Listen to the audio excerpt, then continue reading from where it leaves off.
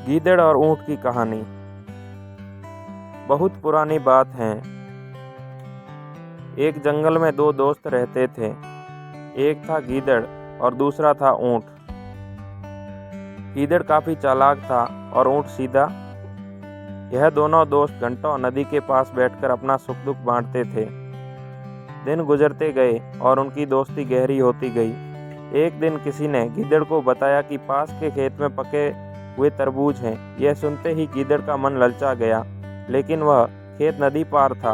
अब नदी को पार करके खेत तक पहुंचना उसके लिए मुश्किल था, इसलिए वह नदी पार करने की तरकीब सोचने लगा। सोचते सोचते वह ऊंट के पास चला गया। ऊंट ने दिन के समय गीदड़ को देखकर पूछा, मित्र तुम यहाँ कैसे? हम तो शाम को नदी किनारे मिलने वाले थे। तब गीदड़ ने बड़ी ही चालाकी से कहा, देखो मित्र, पास के ही खेत में पके तरबूज हैं। मैंने सुना है तरबूज बहुत मीठे हैं, तुम उन्हें खाकर खुश हो जाओगे, इसलिए तुम्हें बताने चला आया। ऊंट को तरबूज काफ़ी पसंद थे। वह बोला, वाह, मैं उस गांव में जाता हूँ, मैं बहुत समय से तरबूज नहीं खाए हैं। ऊंट जल्दी जल्दी नदी पार करके खेत जाने की तैयारी करने लगा। तभी गीदड़ ने कहा, दोस्त, तरबूज मुझे भी अच्छे लगते हैं, लेकिन मुझे तैरना नहीं आता।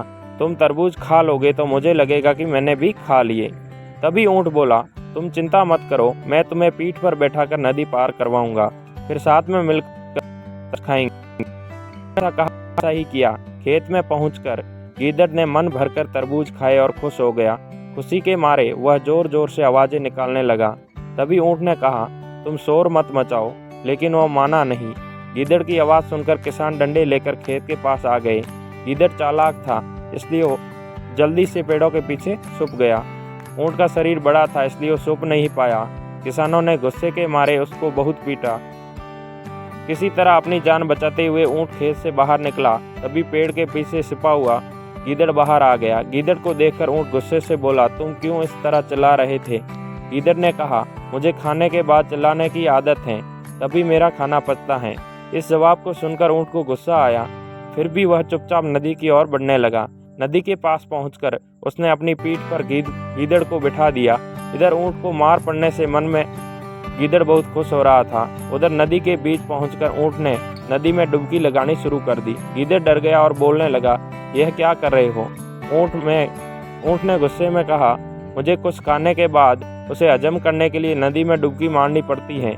गीदड़ को समझ आ गया कि ऊंट उसके लिए बदला ले रहा है। बहुत मुश्किल से गीदड़ पानी में अपनी जान बचाकर नदी किनारे पहुंचा। उस दिन के बाद गीदड़ ने कभी ऊंट को परेशान करने की हिम्मत नहीं की। कहानी से सीख। ऊंट और गीदड़ की कहानी से यह सीख मिलती है कि चालाकी नहीं करनी चाहिए। अपनी करनी खुद पर भारी पड़ जाती है। जैसा करता है वैसा ही बढ़ता है।